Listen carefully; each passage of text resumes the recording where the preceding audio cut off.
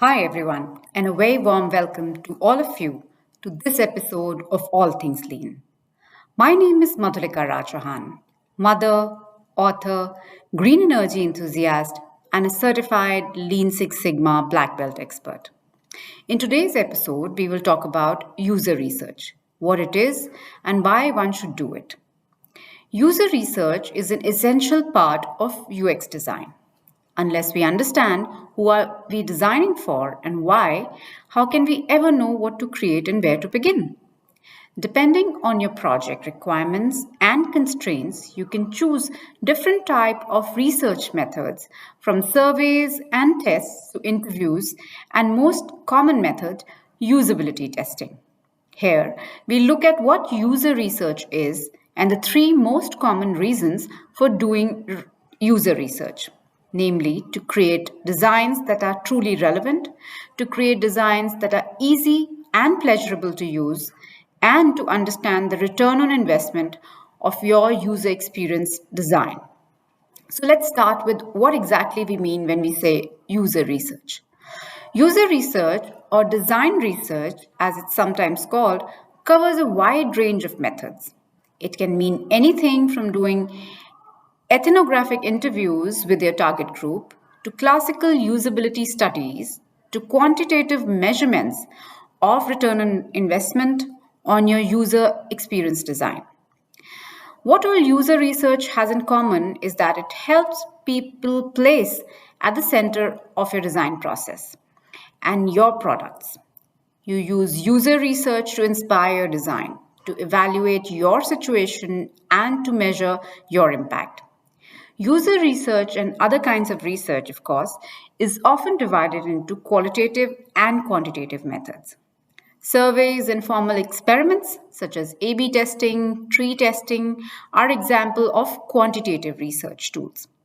Quantitative research methods seek to measure user behavior in a way that can be quantified and used for statistical analysis.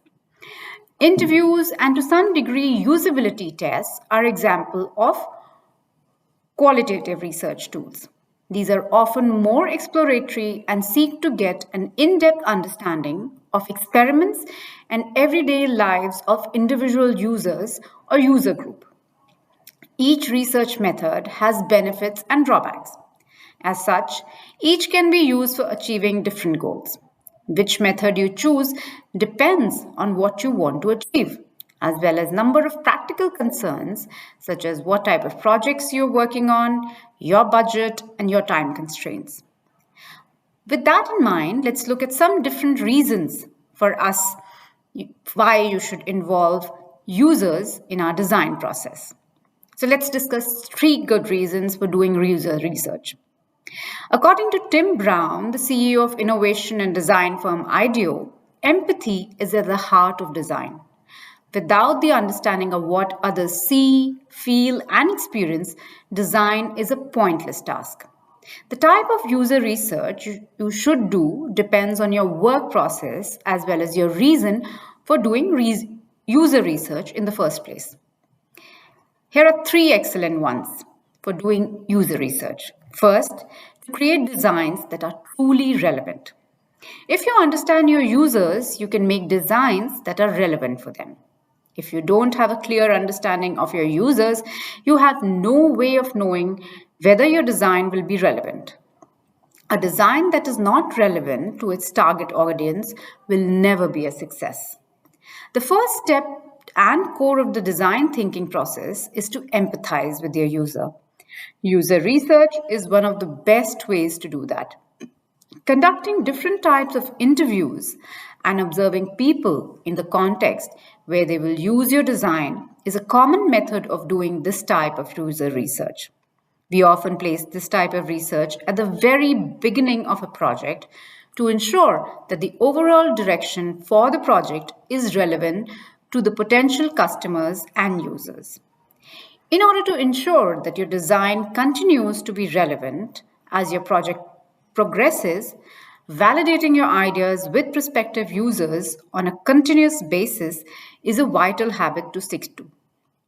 Talk to them about how they perceive your design and how they could imagine using it, or involve them directly in your design process to ensure that you are still on the right track. Let's look at an example here. In 2005, Korean consumer electronics giant Samsung did a number of ethnographic user studies that completely changed the way it thought about designing TVs. Together with the innovation and strategy consultancy Red Associates, Samsung representative visited people in different countries to observe how they live and to talk to them about their homes and the TV's roles in their homes. What they found surprised them.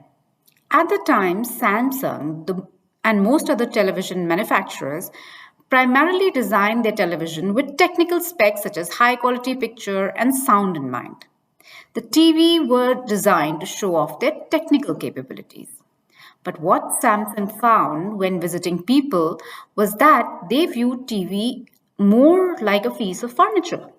As the TV is turned off most of the times, people do not want it to dominate their living rooms. So rather than show off their expensive TV with their technological capabilities, they try to hide it away as much as possible.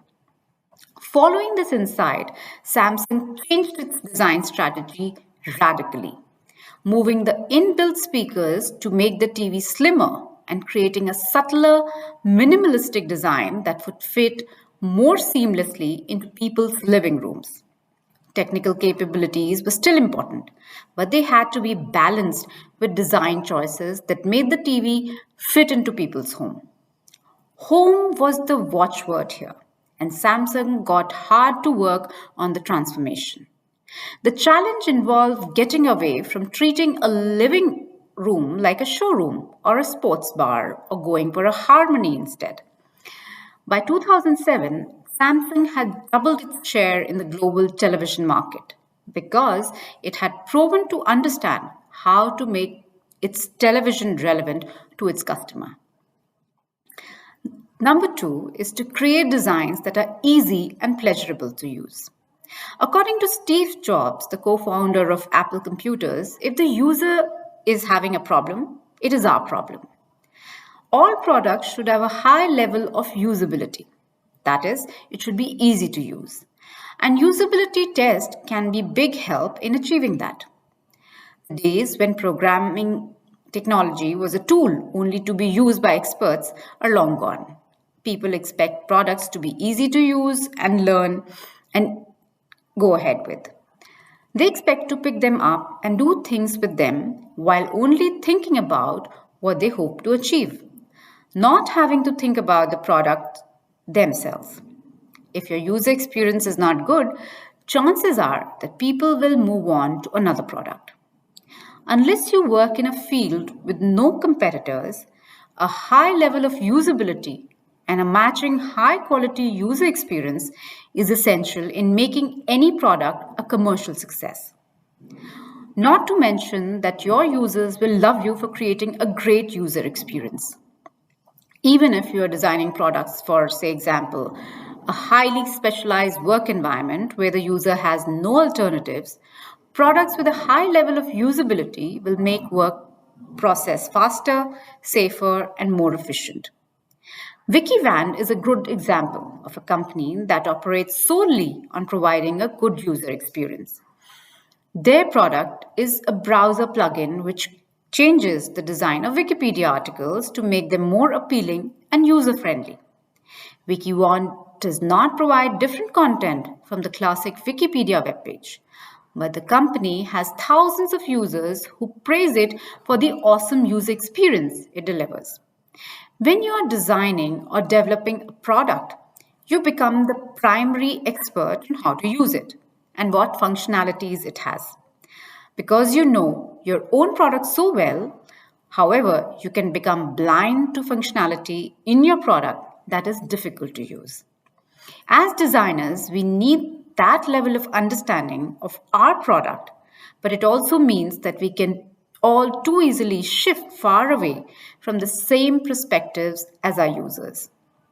The author has personally participated in many projects where the designers know the ideas behind the interface and functionality of a product so well that separating the understandable from the not so understandable is really difficult for them.